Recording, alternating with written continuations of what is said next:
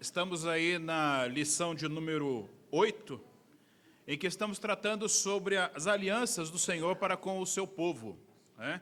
Estamos aqui na terceira parte, em que o título da lição é Aliança de Deus, Moisés e a Palavra de Deus escrita. Como temos visto aí nas últimas lições, nós temos estudado sobre as alianças e Deus começou a sua aliança especificamente com Adão. Depois, essa aliança foi feita novamente com Noé, depois com Abraão, e temos aqui uma aliança que foi feita com Moisés. E dessa aliança com Moisés resultou em a sua palavra, todos os seus preceitos na forma escrita, né? Então, antes de adentrarmos a questão da lei de Deus, da lei escrita, tem algumas correntes teológicas, né, que elas têm a tendência a tratar a Bíblia no seguinte sentido. Vamos lá, a Bíblia é dividida em quantas partes? Não, 66 livros, mas em quantas partes? Duas partes, ok. Antigo Testamento é o tempo da lei, é o que todo mundo pensa.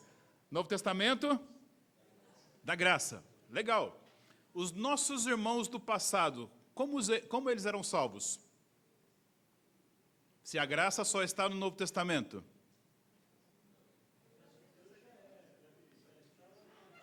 Então nós temos a tendência de fracionar as Escrituras, criar essa divisão, e a gente não consegue olhar para as Escrituras como um todo, tá? Essa é uma visão chamada dispensacionalista.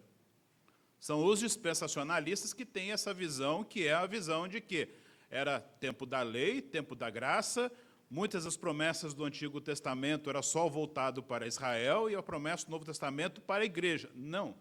A Bíblia, ela é um todo, né? E a graça de Deus, ela está permeando também a lei. E aí você pode falar, mas Jesus Cristo falou que, né, a Bíblia fala que Jesus Cristo é o fim de toda a lei, né? Mas se a gente fizer uma leitura mais detalhada das Escrituras, a gente vê que Jesus Cristo é a finalidade de toda a lei. Para isso, nós temos que ter bem definidos em nossas mentes o quê? A lei do Antigo Testamento também é permeada pela graça de Deus. Porque senão, como a gente consegue, nós falamos aqui, os nossos irmãos do passado, a Bíblia fala que ninguém pode ser salvo pela lei. Todo mundo vai errar. E a Bíblia, ela é muito clara em expor os pecados dos nossos irmãos. Se olharmos lá, Adão pecou. Se a gente pegar Abraão, pecou. Abraão, ele chega, né, fugindo da fome, e aí fala para Sara, olha, você vai falar que você é minha parente, minha irmã, né, para que ninguém venha querer me matar. Aí depois a gente vai para Jacó, Isaac, mesmo pecado. E aí quando vai para Jacó, era um enganador. Jacó era um pilantra que só enganava todo mundo, mentia, fazia, acontecia. E pior ainda, quando a gente vai para Davi, a gente vê a Bíblia escancarando todo o pecado de Davi. Um péssimo pai, mulherengo, matador, adúltero, fazia aquilo que Deus falava para ele não fazer, ele fazia, e a Bíblia trata ele como o homem segundo o coração de Deus. Por quê? Porque ele creu. Todos eles creram na palavra do Senhor. Todos eles tinham essa crença. E quando a gente olha para o Senhor Jesus Cristo, muitas vezes pode achar que não, mas ele também creu. Jesus Cristo também tinha fé em Deus. Ele até orava. E ele até orava. Então, o que acontece? Para que, usando o exemplo de um pai carrancudo, aquele pai que ele não conversa direito com o seu filho, tudo aquilo que o filho faz, esse pai critica, nada está bom, nada está certo, e o filho fica naquele desespero, fala, como é que eu vou agradar meu pai? Sendo que cada passo que eu dou é uma crítica, cada passo que eu dou é um xingamento, é um espancamento. E Deus, para não se assemelhar a esse pai, o que ele faz? Ele dá a sua lei. Ele apresenta ao seu povo toda a sua lei, dizendo, é assim que você vai me agradar, é assim que você vai viver em comunidade, é assim que você vai viver em sociedade. Então, até o período em que Moisés subiu ao Monte Sinai, nós não temos aqui nenhuma norma escrita por Deus. Deus, ele não, que diríamos em direito, reduzir a termo escrito, né, a sua norma, ele não fez isso. Era só leis nos quais ele dava de forma oral. Querem um exemplo? Vamos abrir lá em Gênesis 1.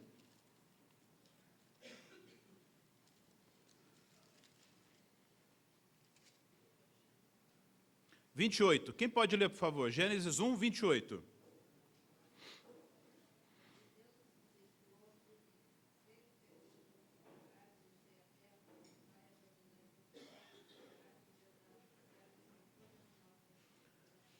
Temos aqui a primeira lei de Deus, dizendo que, e Deus abençoou e disse, sede fecundos, tem um imperativo, multiplicai-vos, enchei a terra, sujeitai-a, dominai sobre os peixes do mar, sobre as aves do céu, sobre todo animal que rasteja. Então, aqui já na criação, no jardim do Éden, antes da queda, nós já temos já uma lei do Senhor. Deus dando uma lei, mas na forma oral, porque Deus ele falava com Adão. Deus ele falava. Então, eles não tinham, né, essa questão da lei escrita, como foi no caso de Moisés. Então, Deus, ele tendo a sua misericórdia, querendo se relacionar com o povo, porque Deus ele é um Deus relacional, ele, no Monte Sinai, ele resolveu por escrever toda a sua lei. A primeira lei que Deus escreveu foi o quê? Os 10 mandamentos. E a gente consegue ver que Deus, ele numa conversa com Moisés, ele pega as tábuas e escreve ali os 10 mandamentos, para que esses mandamentos regessem a vida em sociedade, o relacionamento de um para com o outro e o relacionamento para com Deus. Tanto que quando o Senhor Jesus, ele fala que os 10 mandamentos se resumem em quê? Amar ao próximo e amar a Deus. Então, quando você lê os 10 mandamentos, você consegue ver claramente toda essa divisão, justamente aplicando-se a minha vida para com o meu próximo e a minha vida para com Deus. E aí, dentro do arcabouço da teologia reformada, nós temos a teologia das alianças, que essa aliança ela se perfaz dentro de todos os mandamentos que o Senhor deu. E aí, nós temos que trazer à memória que todos esses mandamentos são permeados pela graça de Deus.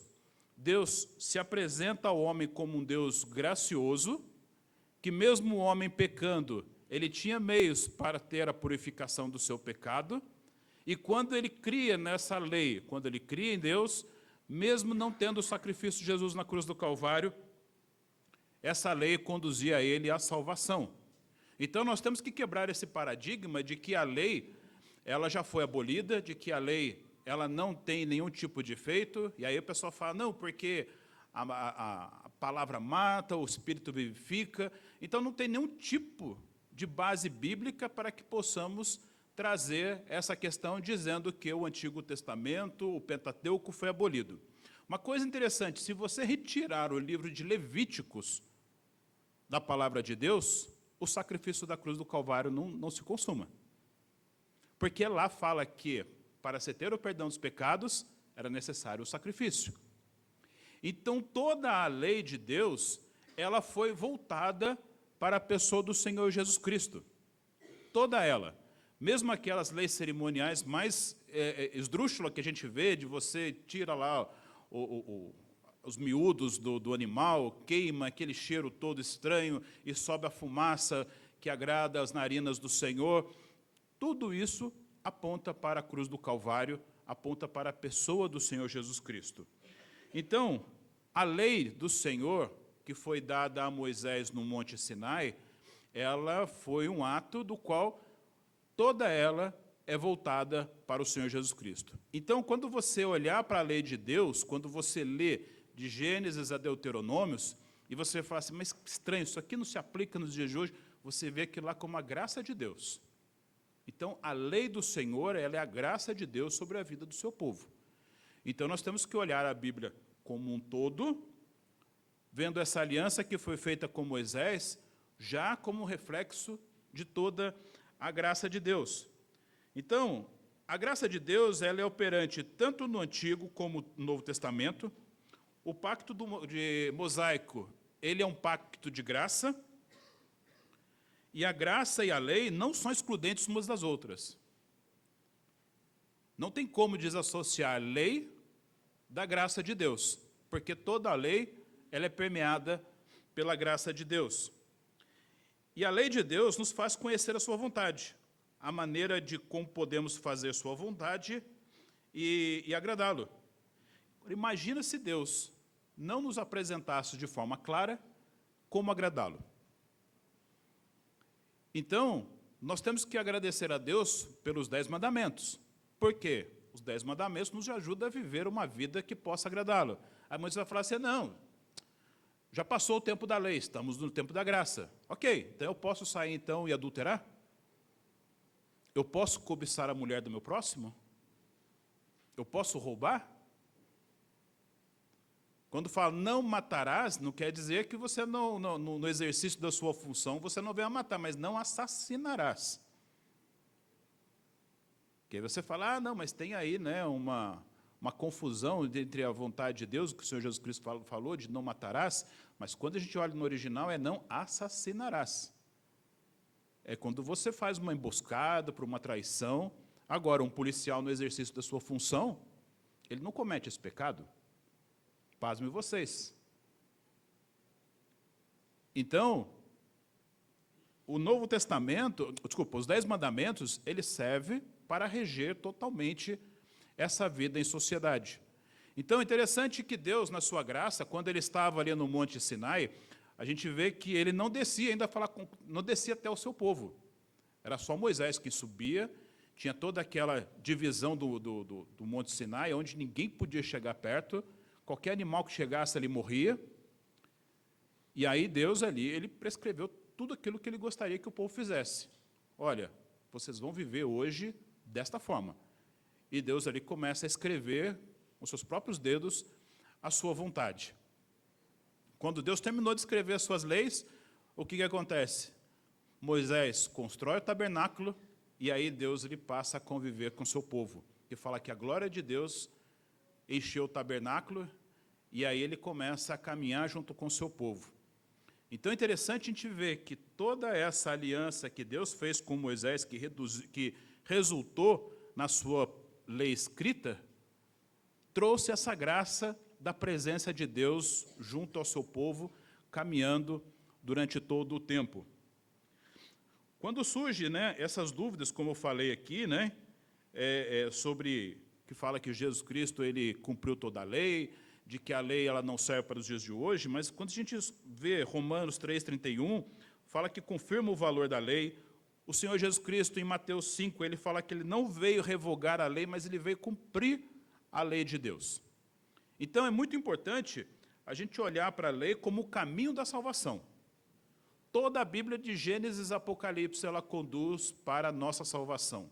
E toda ela confirma a graça de Deus. Desde o início de Gênesis, Deus criou a lei já visando a sua glória e visando também a graça de Deus. Então, tem o pacto da redenção, que ele serve apenas para os crentes. E esse pacto da redenção também está na lei de Deus. Não é para toda a humanidade, mas é apenas para aqueles que creem no Senhor Jesus Cristo. E aí você fala, peraí, mas se Deus amou o mundo de tal maneira que deu seu Filho unigênito para que todo aquele que nele crê não pereça, mas tenha vida eterna? Todo aquele que nele crê, mas todo aquele que é motivado pelo Espírito de Deus. Então, o pacto da graça, ele é única, exclusivamente, para aqueles que foram escolhidos por Deus, dos quais Deus deu a crença, a fé, e não a todo mundo. Então, começamos a ver também aí toda a graça de Deus. Então, se você hoje está sentado aqui, se você levantou hoje de manhã e sentiu o desejo de vir à igreja, foi porque o Espírito Santo tocou no seu coração, você é um salvo, eleito, e você está aqui. E esse é o maior motivo de você ter a alegria e agradecer a Deus por isso. E se sentir privilegiado por Deus por estar aqui. Então, toda a graça de Deus nos conduz à salvação. E aí uma coisa interessante que a gente vê também lá no Gênesis, o diabo ele tem essa tendência de atacar a nossa fé com relação à lei de Deus. Quando a gente volta lá no Éden, a gente vê qual que foi uma outra lei que Deus deu para Adão. Não coma do fruto da árvore da vida. Desculpa, do bem e do mal, muito obrigado. Não coma. E aí, a serpente, Satanás, o tinhoso, o cramunhão, chega para Adão e Eva e fala o quê? Não é bem assim.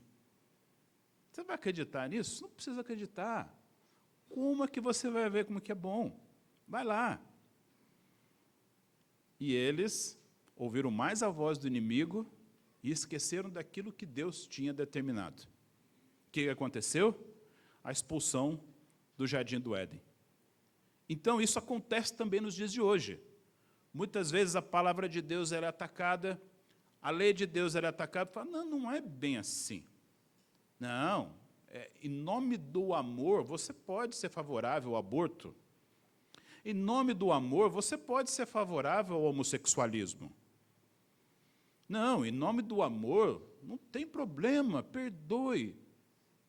E aí você faz o quê? Você começa a flexibilizar a palavra de Deus, relativizar a palavra de Deus, e aí você começa a tirar a credibilidade da palavra de Deus da sua vida. E qual que é o caminho disso aí?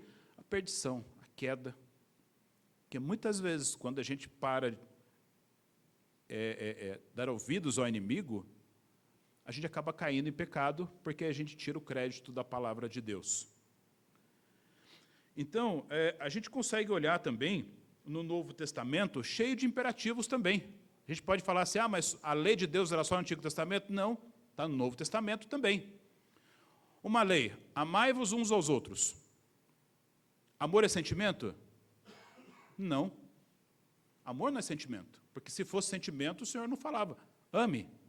É imperativo, você decide amar. Você olha para a pessoa e fala, eu decido amar independente dos pecados, independente dos defeitos. Eu decido todo dia amar a minha esposa, independente dela levantar, que parece que está com o caminhão nas costas, entendeu? Eu faço a comida dela, pego o cabo vassoura, estico e falo, come aí, que eu chamo de Dona Onça. Mas eu decido amar. E com certeza também tem dia que ela decide me amar, porque às vezes também levanto que é só por Deus. Então, no Novo Testamento também tem as leis de Deus. Que é um outro exemplo muito interessante, que o apóstolo Paulo lhe coloca, alegrai-vos no Senhor. E aí ele fala, outra vez vos digo, alegrai-vos no Senhor. E aí tem aquele dia que eu levanto, como eu falei aqui, que eu estou provado, como diz os pentecostais, e eu começo a reclamar de tudo, porque uma coisa que eu queria não deu certo. E aí eu escuto a voz de Deus falando assim, Túlio, espera aí, eu te dei meu filho para morrer no seu lugar, eu te dei a salvação, eu prometi que eu vou andar com você até os finais dos tempos, eu prometi que eu vou ouvir a sua oração, vou caminhar, por que você não está alegre, se você não se alegra em mim? E aí a gente tem que fazer o quê? Encher a nossa mente com tudo que é puro, com tudo que é santo, com tudo que é verdadeiro, se alguma virtude há, que isso ocupe os nossos pensamentos. Então você vê que a graça de Deus e a lei do Senhor, ela caminha por todas as Escrituras, tanto no Antigo Testamento quanto no Novo Testamento. Nós temos aí a palavra de Deus sempre voltadas para que a gente possa seguir a nossa vida no processo de santificação. Então, a lei moral de Deus, que foi dada por Moisés, ela apresenta todo o caráter de santificação do nosso Deus. E para cumprirmos toda essa lei, foi necessário que tivéssemos um Redentor, o Senhor Jesus Cristo. Então, quando Deus entregou lá no Sinai as suas leis, para que o povo pudesse caminhar, que o povo pudesse andar, o povo não conseguia cumprir todas as leis. Sempre alguém tropeçava, sempre alguém caía. E foi necessário um Redentor para que pudéssemos, através da sua redenção, termos acesso ao Pai, que pudéssemos achegar ao nosso Deus. Então, a importância de olharmos para Deus com a necessidade de termos o Redentor para que o véu fosse rasgado e pudéssemos adentrar aos Santos dos Santos, por meio da sua palavra, é extremamente importante. Então, quando olhamos a Bíblia sobre todo esse panorama, nós conseguimos ver que, desde a criação, Deus já estava provendo a sua graça, a sua misericórdia, através da sua lei, para que pudéssemos, hoje, estarmos aqui na presença de Deus, conhecendo toda essa história, e com o nosso livre acesso a Deus e também aos céus. Sabedores de que, se ao sairmos daqui, o Senhor resolver nos levar, estaremos na presença do Senhor imediatamente. E essa é a melhor notícia que temos. Uma coisa interessante que a gente vê também a graça de Deus no Antigo Testamento, quando a gente olha lá em Gênesis 3, após a queda, o que acontece? Deus ele vai até o homem, ele se aparece ao homem. Ele procura o homem. E aí ele pergunta, o que você fez? Deus ele podia simplesmente dizer assim, olha, o Adão pecou, deixa ele lá, expulsa do paraíso, não quero mais falar com ele. Mas Deus ele faz o quê? Ele vai até o homem. Ele vai até o homem, aí o que ele faz?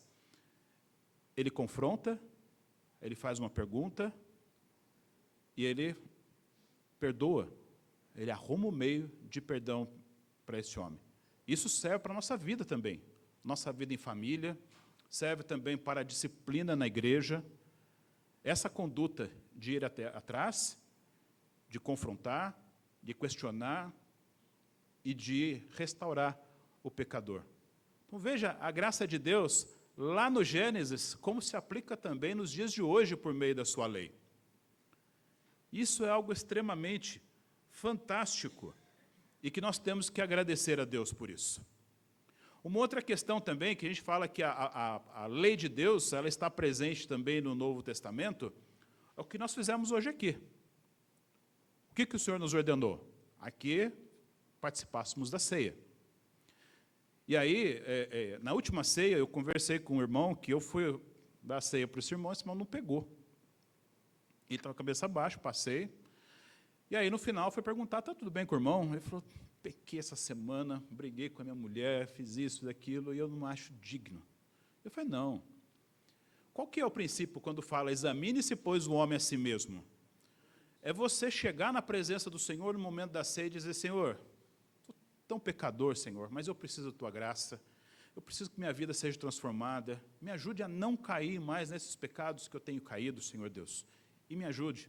E aí fala logo depois o que? Examine-se, pois, o homem a si mesmo e coma do pão e beba do cálice. Então, quando você chegar aqui à igreja, você for tomar a ceia, lembre-se de que Deus quer que você participe da ceia. O tomar a ceia de forma indigna é você não olhar para você e não te ver como pecador, mas sim como merecedor de estar ali. E nós não somos merecedores.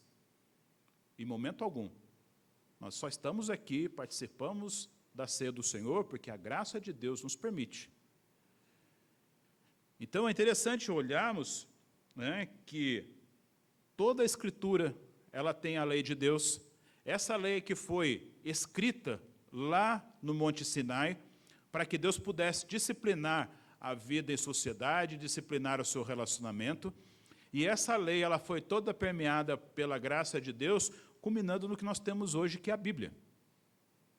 E por isso temos uma grande importância, de conhecermos as Escrituras.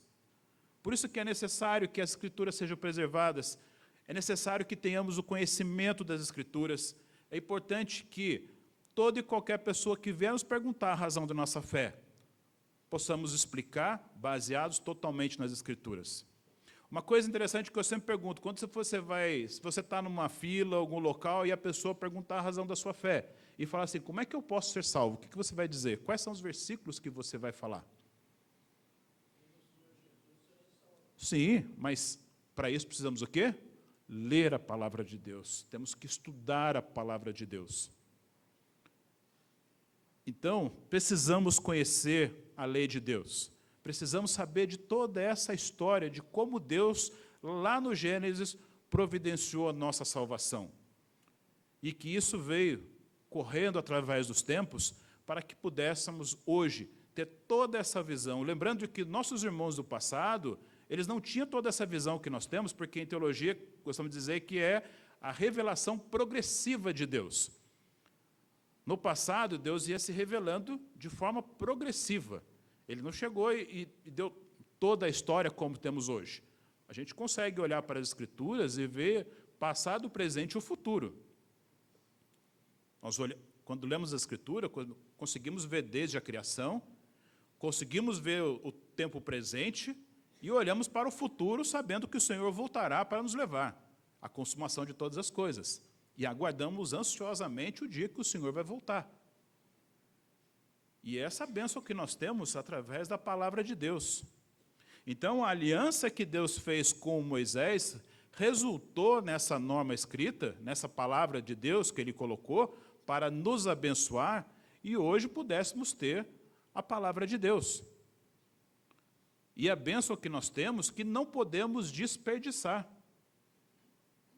Então, todas as vezes, quando você levantar de manhã, e a primeira coisa que você for fazer é pegar o seu celular para ver quais são as notícias, alguém te mandou uma mensagem, olhar o seu Instagram, o seu Facebook, lembre-se que você está priorizando aquilo que não é do Senhor e priorizando aquilo que é do mundo. E você está colocando de lado aquilo que Deus usou como meio de graça para te alcançar. Então, para isso é necessário que todos os dias, sem qualquer interrupção, tenhamos um tempo de leitura e estudo da palavra de Deus. Eu acho muito interessante quando você for conversar com o testemunho de Jeová, se você não tiver bons argumentos, ele te derruba. Ele te derruba. Você fica sem argumentos. Da mesma forma, um dia, na rua de cima da casa da minha mãe, ali no centro, tem uma mesquita árabe lá. E um dia eu fui visitar essa mesquita, participei lá do culto deles, enquanto a gente tinha nosso momento de oração, eu clamava a Deus pela salvação daquele povo. E aí eu fui conversar com o imã, que é como se fosse o pastor lá dos muçulmanos, e o filho dele, Mohammed, 12 anos, já tinha lido o Alcorão de joelhos mais de 10 vezes. Inteiro. Ele falou, Mohammed lê o Alcorão todos os dias de joelhos. E aquilo eu fiquei envergonhado. Eu falei, poxa vida, quantas vezes eu leio a palavra de Deus desta forma assim, tão dedicada? Não preciso ler de joelhos. Tá? Não, a gente não precisa chegar a esse extremo. Mas, com toda essa reverência, como é que é a minha dedicação ao estudo da palavra de Deus? Às vezes a gente se dedica a estudar tantas coisas que não levam a nada, a gente se dedica a ficar olhando a política e criticando governadores e presidentes, isso, aquilo, e gastando nosso tempo postando porcarias na internet, e a palavra de Deus fica ali fechada. Há um tempo atrás, teve um aniversário de 75 anos da Sociedade Bíblica do Brasil, e o pastor Pascoal Peragini, que é o vice-presidente, na sua pregação, ele falou que, infelizmente, hoje, quase todos os lares brasileiros têm uma Bíblia. Mas, infelizmente, é o livro mais fechado dentro desses lares. Infelizmente. Porque, muitas vezes, a gente só tem por hábito ter uma Bíblia, mas não estudamos. E aí, quando você fala para a pessoa assim, onde é que está o livro de Naum? A pessoa, opa, peraí. Quem é, né? Por que profetas menores? Por que profetas maiores? Sigo integralmente o que está no livro de Levíticos, né? Aquela coisa, o cara ele olha, lê, fala, opa, peraí, ele vai lá, pega um cabritinho, vem no culto e fala, aí, pastor, trouxe minha oferta. Pode matar, para perdoar os meus pecados. Então, todos esses erros a gente consegue resolver à luz da palavra de Deus. Então, a graça de Deus, ela tem essa tendência, né, a palavra de Deus, com a sua graça, tem essa tendência de nos tirar da ignorância, nos tirar de uma vida de letargia com relação à vida cristã e nos colocar numa vida progressiva, na qual a gente pode servir ao Senhor de uma forma muito mais efetiva. Lembrando desse irmão, não o critico, que não quis pegar a ceia do Senhor, mas ele estava ali, né, omisso com relação ao seu direito, né, aquilo que o Senhor mandou, ordenou que ele participasse da ceia, né, e tendo todo aquele privilégio de ser participante da ceia, deixado de lado pela ausência de conhecimento de que ele poderia, naquele momento, pedir perdão a Deus, reconhecer o seu pecado e olhar para Cristo como o seu Redentor e participar da ceia. E é isso que nós temos que fazer todas as vezes em que tomarmos o cálice, olharmos para nós, olharmos para o nosso pecado e olharmos para Cristo, reconhecendo que não somos merecedores de estarmos ali. Então a gente começa a ver, irmãos, que toda a palavra de Deus, ela é um todo, do qual tem apenas essa divisão, vamos dizer, de livros, mas ela é um todo. Então temos que olhar para a palavra de Deus, essa lei que nos foi dada, como um todo permeado pela graça de Deus. E a graça de Deus, na sua lei, sempre ela aponta a Jesus Cristo. E hoje, também seguimos a lei de Deus, temos que ser obedientes à lei de Deus. Quando lemos ali os 10 mandamentos, temos que seguir o que está ali. Aí você vai falar, peraí, mas e o sábado? Tem que guardar o sábado? E quando a gente estuda as Escrituras, a gente vê que o nosso domingo é o dia do Senhor. Que não temos mais que ter essa escravidão aos sábados, de achar que o sábado santifica, o sábado leva à salvação, como erroneamente os adventistas na sua seita colocam. Então, quando olhamos para a palavra de Deus, para os 10 mandamentos, conseguimos ver ali toda a graça de Deus. É interessante quando o Senhor ele começa a falar dos 10 mandamentos, que ele fala, eu sou o Senhor teu Deus, não terá outro Deus além de mim. O que ele quer dizer isso daí? É um exemplo do Hermes, que ele tem na sua carteira a foto de outra mulher. A Vânia, de forma nenhuma, vai gostar de saber que o Hermes carrega a foto de outra mulher na sua carteira. Ela quer ter a foto dela ali exclusiva, porque é o direito dela. E é a mesma coisa quando a gente tem um outro Deus, que não precisa ser um Deus, mas idolatria, seja um carro, seja um emprego, seja uma casa, seja uma conta corrente, e a gente coloca aquilo no lugar de Deus. Então veja que interessante, como é que a lei de Deus, ela trabalha no nosso coração para que tenhamos uma vida livre de acesso ao nosso Deus, e assim possamos honrar o nosso Deus. Quando fala de honrar os pais, né, a nossa obrigação de honrar os pais, não apenas aos pais, mas também àqueles que são mais velhos, principalmente os da família da fé. Então, quando você olhar os nossos irmãos aí mais idosos, que precisam de cuidados, precisam de atenção, e eu falo de cuidados, não são apenas cuidados financeiros, mas muitas vezes cuidados de tempo, porque tempo não tem dinheiro que pague. Eu cobro pelo tempo que eu fico à disposição do meu cliente.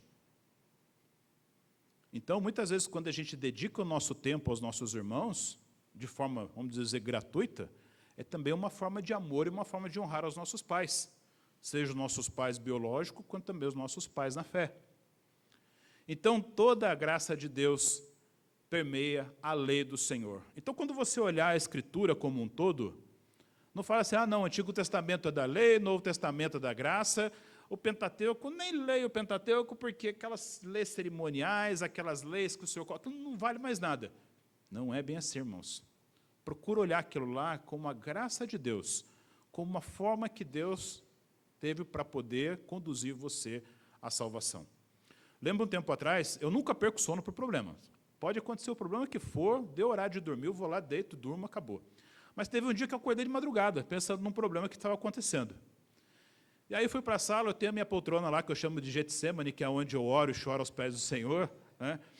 E aí eu fui lá e comecei a orar, pensei, olha, está assim, eu falei, quer saber, eu vou ler o livro de Levíticos para poder dormir, que é aquele monte de coisa lá. Irmãos, deu 6 horas da manhã, eu estava lendo o livro de Levíticos ainda, Deus falou tanto ao meu coração, Deus acalmou o meu coração, Deus me abençoou, e aquela preocupação que eu tinha foi embora. No dia seguinte, aquele problema se resolveu de uma forma tão tranquila, que eu não precisava ter pedido sono por isso. Então, quando você tiver essa preocupação, leia o Pentateuco. Comece a olhar o Pentateuco de uma forma mais carinhosa. Eu falo assim, olha, eu vou ler de forma tranquila. Inclusive, gostaria até de convidá-los, que essa semana vocês leiam o Pentateuco. Começa lá em Gênesis, termina em Deuteronômios. Em uma semana, vocês leem de forma bem tranquila. Tá? E aí, assim, o Instagram vai ficar abandonado, o WhatsApp vai ficar abandonado, Facebook, então, vai ficar até desativado no seu celular. Leia todo o Pentateuco, olhando aquilo lá sob o prisma da graça de Deus. vendo cada ponto aonde Deus ele apresenta a sua graça. Ou seja, aquele momento em que ele não precisava voltar ao seu povo, ele volta ao seu povo. Aquele momento em que ele não era necessário, que ele não precisava perdoar o seu povo, mas ele perdoa o seu povo. Aquele momento em que ele não precisava orientar o seu povo, mas ele orienta o seu povo. E a gente vê toda a graça de Deus. E com isso, comece a olhar a sua Bíblia com mais carinho, você começa a olhar, agradecer a Deus por ter dado as Escrituras, ter dado essa lei a você, e a gratidão também pela nossa salvação. Estamos chegando ao final da nossa aula. Que Deus abençoe, que dê um bom domingo a todos.